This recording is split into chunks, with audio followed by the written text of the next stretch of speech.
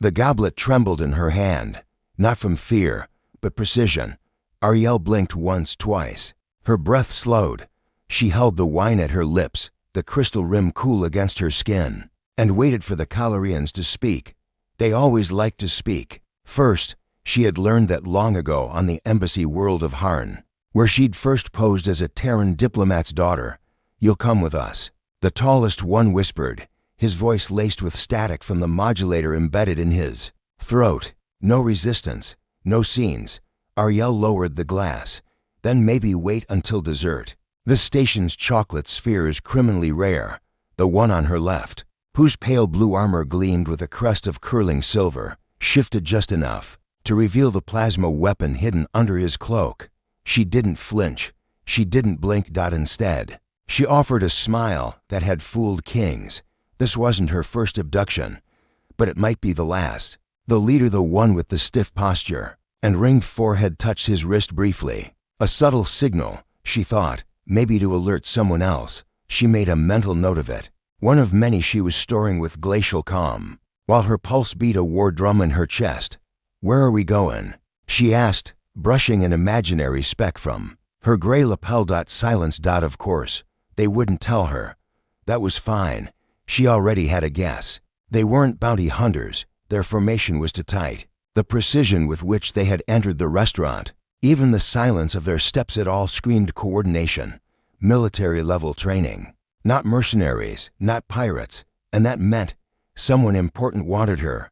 Badly, she had been expecting something like this, but not here, not on Nexus 9. The station wrapped in silken diplomacy and luxury air. Still, she rose from her seat, carefully folding the linen napkin and placing it over her plate. As they escorted her through the quiet hallways of the station, she passed waiters who didn't look up, security bots who didn't scan. Everyone had been bought or turned off. They'd locked this place down. 19 cameras. She counted them all as they passed. 0 blinking red lights. That told her everything. They were bringing her in alive. But why? She turned to the Calorian. Beside her, the youngest one. He was trying hard not to meet her eyes. "You're not used to this kind of mission, are you?" she asked softly. "First extraction." He flinched. "Just enough. I won't scream," she added, with the softness of silk, over a blade. "But you'll want to remember my face. I don't think this goes the way you expect." He stared straight ahead, still silent. Fine. They could play stoic. Her earring buzzed once, very faintly. The signal was out. The director back on Earth would know she'd been taken, assuming she wasn't part of this. Ariel had learned long ago not to assume anything.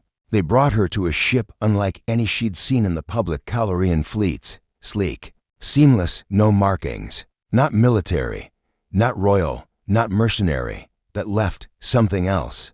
The interior was dark velvet and steel, too comfortable for a prisoner transport. She was shown to a seat that fit her spine like a glove. She didn't sit. "Why the show of hospitality?" she asked. "You took me against my will, remember?" The tall one who seemed to be in charge removed his helmet, and for the first time she saw his full face. Pale blue skin, amber-ringed eyes, features too symmetrical to be common-born. He studied her, not like a captor, not like an interrogator, like a memory. "You don't recognize me," he said, and for the first time his voice was real, not filtered, not stiff. It was soft, almost hurt. "Should I?" she said lightly.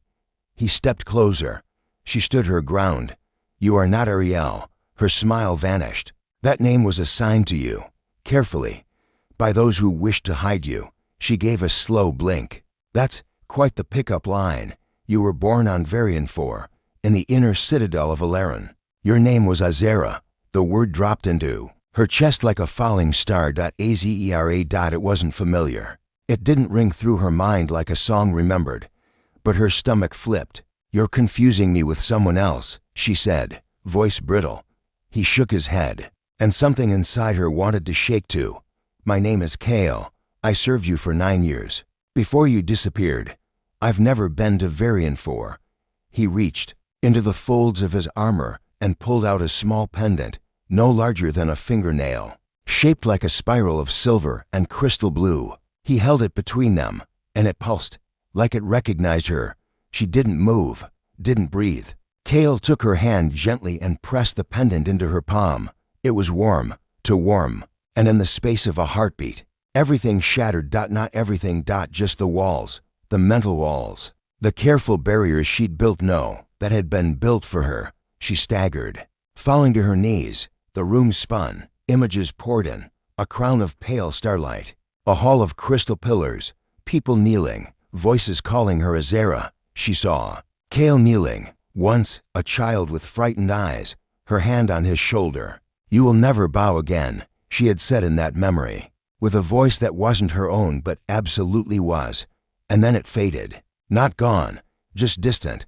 She looked up at him, gasping. "You're telling the truth." "I am," he said. "You were taken from us during the coup. We lost you to the Terran systems. They buried your identity so deeply even you believed it." Ariel Azera didn't know what to say. She stood slowly. "And now," Kale said, "we bring you home." But nothing was ever that simple. Before the ship reached Varian space, it was intercepted. A hail came through the comms system, a signal Kale clearly wasn't expecting. "This is Admiral Severa of the Union Concordance. You are holding a Terran agent. You will surrender her immediately." Kale turned to Azera. "They're lying. They might not know who I am. They'll kill you before they ask questions. And you," he met her eyes. "I would die before I let that happen." It was the first real thing he'd said. The romance between them was not a firestorm. It wasn't sudden. It was something more dangerous. It was remembering. In his eyes, she saw a past she wasn't sure she wanted, but part of her did. She didn't love him yet, but something remembered that she had. The ship ran silent, trying to evade. But the Union ship was bigger, faster, hungrier. A boarding party was launched. Kale stood at the entrance, plasma blades in hand, waiting. "You shouldn't fight alone," Azera said. Standing beside him, her voice was steadier now. "You don't remember how to fight," he said gently. "Then remind me." They fought together, and something in her remembered how, even if only in flashes, when it was done. And the boarding party lay stunned or dead. They stood breathing hard, blood on Kel's armor, sparks flickering around them. "You said I was your Empress," she said. "You still are. I don't feel like one." "You don't have to," he said. "You just have to choose who you want to be now." "Azera," she said quietly. "That's what you called me." "Yes, and what was I to you?" He hesitated. "Everything." Once, silence stretched. And then she touched his arm, just lightly. "I don't remember you," she whispered, "but I want to." Vina liked the silence of stars, the way they shimmered through the diamond glass dome of the Central Archive, just past the pale shelves and the hum of climate regulators. When the other scholars had retired for the evening and only the starlight remained, she stayed behind. The records called her a catalog assistant, nothing more. But the stars, they whispered otherwise.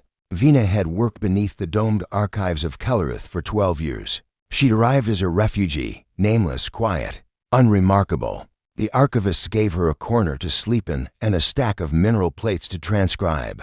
She never left. She preferred the company of the forgotten. And perhaps that's why she was the one who found the sealed chamber. It happened 2 nights before the stranger arrived. The crystal corridor had flickered as she stepped into the underwing. The old record section sealed off for a decade after a minor quake cracked the support beams. But Vina had been cataloging the ancestry threads of the Varian dynasties and had noticed something odd. A name scratched out across multiple entries. Azera. Every place it should have appeared, there was a distortion in the crystal, as if someone had gone through thousands of historical markers and deleted it, not digitally but physically. That was impossible and irresistible. Vina knew she shouldn't have gone below. The underwing was unstable, unsupported, but the name haunted her. She stepped into the chamber and found more than dust. There, beneath a tarp of decaying silk, was a column of crystal inscribed in ancient Calorian. She brushed a hand across it, and the stone sang. Not audibly, not exactly. But inside her, something hummed, something deep and warm and almost aching, like being recognized. She whispered the name she'd seen scratched out. Azera. The air shifted. Behind her, the doors sealed. She was still down there when the stranger arrived. Vina was pulled from the sealed chamber 2 hours later by panicked archive guards. They scolded her, made her sign injury waivers, gave her nutrient packs, and told her never to go there again. She nodded and returned to the main floor. He arrived during the midday cycle, when golden light filled the archive's atrium. He wore a pale cloak, nothing else visible, but the way he moved it wasn't how tourists moved. He didn't gawk, he didn't speak. He scanned Dot as if he were searching for something lost. Vina kept her head down and her fingers moving through the transcription slate, but her gaze drifted. He walked like a man carrying a war on his back. "Can I help you?" she asked. Finally, he turned toward her. His eyes were odd pale gray, almost silver, like mist pressed into flesh. "I need access to the Varian Succession Archive," he said. "That section is restricted." "I know." Vina tilted her head. "You think I'll break the rules for you, I think," he said. "You want to know what was hidden just as badly as I do." That made her still. "You don't even know my name," she said. "I don't need to." He took a step closer. "But I know you're not just a librarian." The words were quiet, no heat, but they hit something raw. "You're wrong," she said, retreating a step. "I'm just someone who listens to stars and writes what they forget." He paused, then smiled just faintly. "That's exactly why I'm here." His name was Niall. She didn't know if it was real. It didn't matter. He spoke little but listened deeply. The kind of listening that made you feel like the galaxy had shrunk. To the sound of your breath, Vina showed him records no one else. Touched tapestries of succession, songs encoded into crystal. They sat together in silence most of the time. Sometimes their fingers brushed when she passed him a plate. Sometimes their eyes lingered a moment too long. But nothing was said until she sang. She hadn't meant to. But late one night, with the archive lights dimmed and only the old relics glowing in their glass cases, she walked past the sealed crystal again. The one she'd found in the underwing. They hadn't moved it. They'd simply marked it classified and ignored it. She sang a note, a single sound. It rose from her throat without thought. The crystal glowed in answer. Behind her, Niall appeared. "You've done that before," he said quietly. "No, I haven't." "Yes, you have." He stepped closer. Vina didn't move away. He lifted a hand, slowly, and pressed his palm to the side of the crystal. It pulsed, but not blue, this time. It shimmered gold. "You're not here just to find her," Vina whispered. "You're here to bring something back." Niall nodded. "The memory of her, the Empress. She never died," he said. "She was stolen, buried, rewritten." Vina felt the truth in it. "In her blood. And you?" she asked. "What were you to her?" Niall's eyes drifted downward. "A shadow, her protector." He shook his head. "Her mistake," he said. She didn't know why she touched his hand. Maybe to reassure, maybe to connect. But when her fingers closed around his, the crystal flared and they both saw it. A vision, not just of Azera, the Empress, but of her standing beneath starlight, singing with a voice that cracked planets. Her hand on a child's head, her laughter in a marble courtyard, and then her silence, locked in time. Hidden, Vina reeled back. "What was that?" "The archive's truth," Niall said. "You're connected to it." "No, that's not possible." "Yes, it is. You're a key, Vina. You always have been." She shook her head, backing away. "I'm no one. You're not. You don't know me. But I feel you," Niall said softly. Like gravity, Vina's hands shook. Her chest was tight. "Why me?" "Because only those who remember how to listen can help her return." He stepped closer, hands still lowered. She sang to the stars. "You do too." And then to close. Now, breath against her cheek, he whispered, "And I've never heard anything more beautiful." The kiss wasn't sudden. It was the closing of a space that had always been shrinking. His lips on hers were warm, unsure, honest. She felt herself lean forward, not in surrender, but recognition, the kind of kiss that said, "I see you, not I want you." When they pulled apart, she didn't open her eyes. "I don't know what happens next," she said. "I do," he replied. "What?" "You help her return." She opened her eyes. "And you?" "I stay," he said, eyes soft. "Unless you ask me to go," her voice cracked. "Don't." But of course, things never stayed still. 2 days later, The archive was breached. Concordance officials seized records. The crystal was taken. Vina was questioned. And Niall was gone. Vanished. No trace. Just one message. Hidden inside a song crystal. You heard her voice. That means she's almost ready. You're the last note she needs. I will wait in the starless places. If you ask, I'll return. Vina pressed the crystal to her heart and closed her eyes. She didn't know if she was a key. She didn't care. She only knew one thing. She would not let them bury her voice. Not again. Kalian had never liked crowds. He preferred the quiet resistance of stone beneath his fingers, preferred chisels and silence, and the strange comfort of being entirely alone. On the ice moon of Cylon, isolation wasn't a punishment, it was the default state. The winds howled outside the domed workshop, and inside.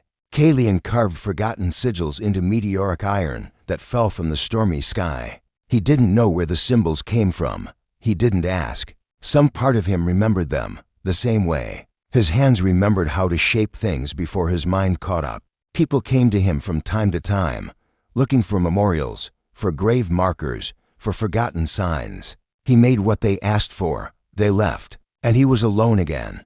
Until one morning, a knock echoed against the crystal glass of his outer door. When he opened it, there was a woman half collapsed in the snow. Her skin was ash-colored with frost, her breath shallow, her leg wrapped in rough, frozen bandages, and slung over her back was a disruptor rifle with no serial marks. She wasn't just wounded. She was dangerous. Kalian stared at her. She stared back, teeth clenched. Are you going to help me or leave me to freeze? She rasped. Kalian didn't answer. He simply reached down and carried her inside. Her name was Lyris. She told him that the second day, after he'd treated her leg with ice bomb and wrapped it in synthesized weave. She was still limping, but her eyes were sharp, now gray-blue, the color of sky you saw before a storm. She didn't ask questions, didn't give details, and that's how Kalian knew she was running. Most fugitives rambled. Lyris didn't. She sat in silence as he carved, slept lightly, ate sparingly, and one night, when she caught him staring at the jagged scar that ran down her forearm, she only said, "Don't look at me like I'm broken." He didn't. He saw the scar, but also the way her fingers twitched in sleep, the way her eyes darted to exits, the way she winced when she sat, not from pain, but memory. He knew that look. He saw it in his own reflection. Kalian had once been a soldier, a long time ago, before he found a reason to put down his weapon. Before the Empress disappeared. Before the Empire fractured. Before regret became more reliable than honor. He didn't talk about it. Not to anyone. But that third night, when the power grid flickered from the cold and the only warmth came from the tiny core-fire stove, Lyris sat beside him on the floor and whispered, "I used to follow orders without asking." He didn't move. She continued, until one day, the order was to silence a child who had seen too much. Kalian looked at her then, and I missed on purpose. He watched her hands tremble. I ran before they could decide if it was intentional. He poured her tea. It wasn't much, but it was something. She stared at the cup. "You're not going to ask who I worked for. No. You're not curious.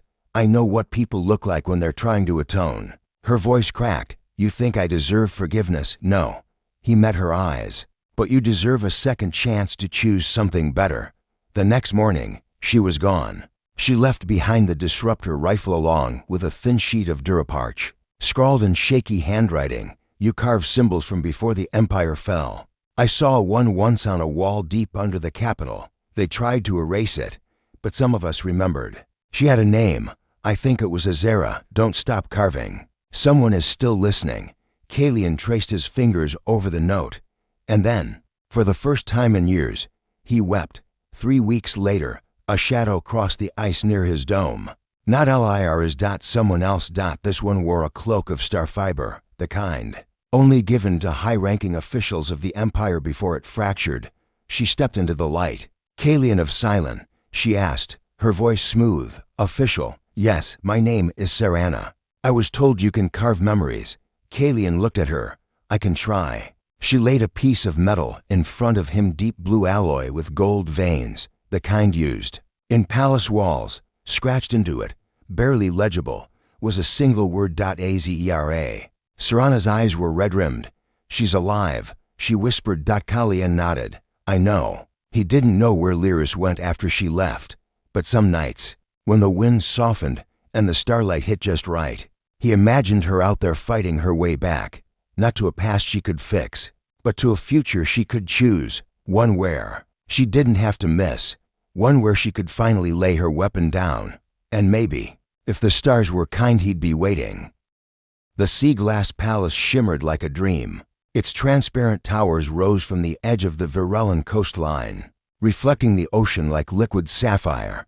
Beneath its foundation, deep within the coral caverns, machines hummed quietly. Power grids, sensor networks, and data vaults sealed tighter than any mind. It was the most beautiful prison ever built, and inside it, Melon served tea. Not because she liked tea, she hated the stuff, too bitter, too ceremonial. But service gave her access, and access, in a palace like this, was everything. She moved quietly through mirrored halls, silver trays balanced on slender fingers, her expression always demure, always blank. No one noticed a servant. That was her strength. But when she entered the sapphire atrium on the 19th level where high officials debated the future of the empire, in tones laced with velvet threats, she noticed something. Someone new.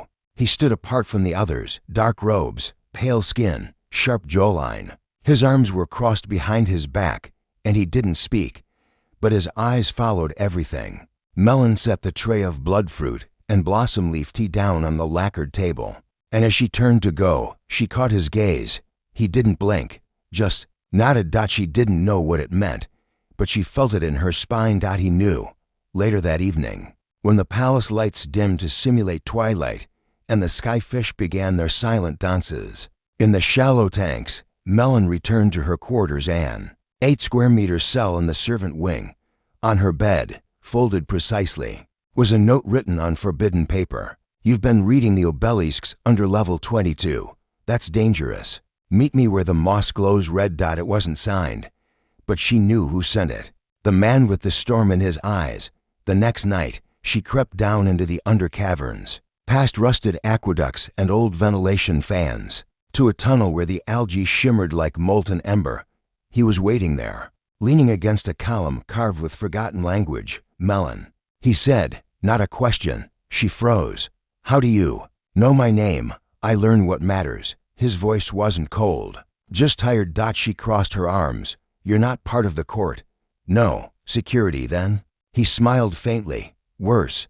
She hesitated. Your resistance. He didn't deny it. Instead, he stepped forward, close enough for her to smell the sea salt on his cloak. I know you've seen the name, he said. Azera. She flinched. Say it again, he whispered. They're afraid of it. Azera. It echoed, like a bell struck beneath water. She stepped back.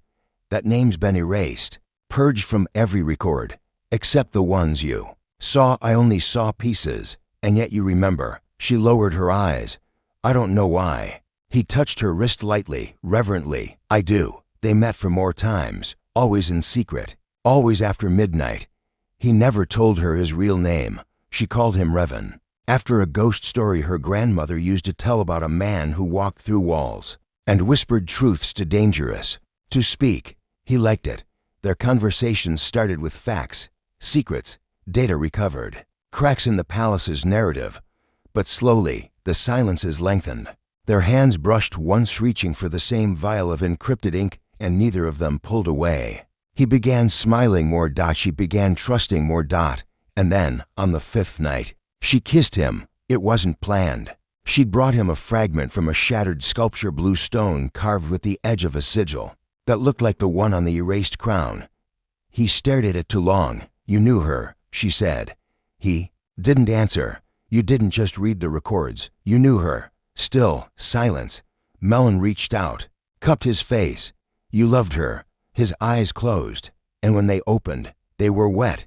I failed her. No, Melon said. She kissed him, and for a moment, they weren't rebels or servants or spies. Just a people who needed something warm in a world gone cold. Their love wasn't gentle. It was jagged, stitched together from risk and breathlessness. They had no promises, no future. Only now, But that was enough. Until it wasn't. The betrayal came from someone Melon never suspected.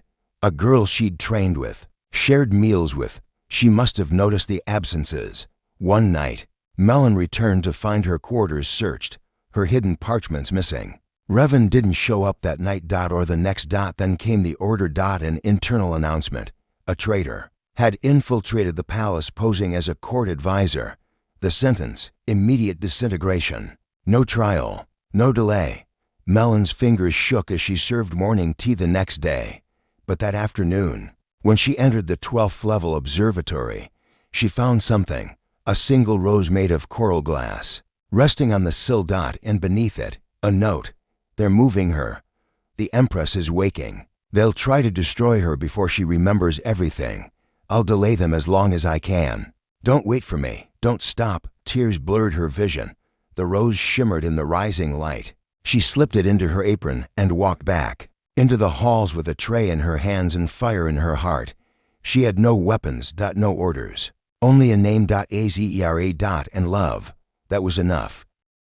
Kira didn't know why the stars kept calling her. They'd whispered since she was little, faint harmonics buried in dreams, etched into frost patterns, curled in the edges of strangers' voices. Her foster parents said she was just sensitive. Her caretakers at the Dome Clinic said it was a vestigial empathy anomaly. But she knew better. Something was missing, not from her, from the sky itself. She worked in a sanctuary station, one of the last unaffiliated civil hubs, left floating along the Veil corridor. No allegiance, no military presence, just healers, artisans, refugees. And her. She swept corridors, refilled nutrient dispensers, listened. And sang. Not in words, just hums and fragments, tunes she didn't remember learning. Melodies that sometimes made people pause, weep. And then walk away like something had changed. One evening, just after third cycle, a stranger arrived at the sanctuary. Not by ship. By escape pod. His body was half burned, uniform unmarked, eyes dazed from shock. Kira was the one who found him at the edge of the medical bay, half conscious, clutching something to his chest, a crystal pendant. Blue, veined with silver. And glowing. He opened his eyes once, saw her face, and whispered, "You're her echo." Then he passed out. She kept the pendant beside her bed. Every night, it hummed louder. And on the 5th night, it pulsed in time with her heartbeat. That's when she began to see her. The woman, the one in her dreams. She had hair like starfire, eyes like oceans turned inward, and a sorrow so vast it cracked space. But beneath it, hope. Unyielding. Every night, the vision grew stronger. Until finally, the woman opened her mouth and sang. Kira woke up crying. The sanctuary's elders noticed the shift. "You glow," one of them said quietly. "I think she's waking," Kira whispered. "And I'm tethered to her." The elder, a blind sculptor named Taya, took her hand. "Then you must go. Wherever the song leads." The stranger in the med bay woke the next day. His name was Thalon. He'd been part of a covert attempt to intercept the true Empress before a rebel admiral could erase her. He'd failed. The Empress had been moved, hidden again, suppressed. "But she's not staying silent this time," Thalon rasped, voice thin. "She's reaching out. Through time, through code, through music. She's reaching for me," Kira said. "Yes, why?" Thalon looked at her with something like awe. "Because you're the one who remembers her without ever knowing her. That kind of love can't be programmed. It has to be lived." Kira left the sanctuary that evening. Taya gave her a travel cloak and kissed her forehead. "Bring her home," she whispered. She traveled through old space. Into sectors the maps no longer showed. Each system, each moon, each lost station left her fragments, a sculpture, a voice print, a melody looped on static, a crystal shard still glowing blue. People remembered her, even if they didn't know it. And at every stop, someone wept without knowing why. Kira never stopped singing. Finally, on a frozen moon orbiting a dead star, she found the chamber. Not a throne, not a monument, just a stone cradle surrounded by humming crystals, each glowing faintly. In the center, floating above a shallow pedestal, was a body, perfectly preserved. Not asleep, not dead. Waiting. Azera. The Empress, the woman from her dreams. Kira stepped closer, tears streaking her cheeks. "I'm here," she whispered. The crystals responded, harmonizing. Her pendant burst into light. The chamber pulsed once, and the body opened its eyes. Azera gasped like someone surfacing from drowning. Kira reached for her instinctively, catching her before she could fall. Their foreheads touched, and memory collided. Not Kira's, Ezra's. Wars, betrayals, exile, love, loss. A crown made of glass and music. A child hidden. A general who died for her. A people still waiting. And Kira, born of no family, raised by many, had sung her back into being. Ezra's lips parted. Her voice cracked. "You brought me back." Kira nodded, sobbing now. "I don't know why I can feel you," Kira said, "but I've felt you all my life." Ezra's hands trembled. "That's what love does," she whispered. "It survives us." They stayed in the chamber for hours. Ezra's memories returned in pieces, faces, names, pain, but also hope.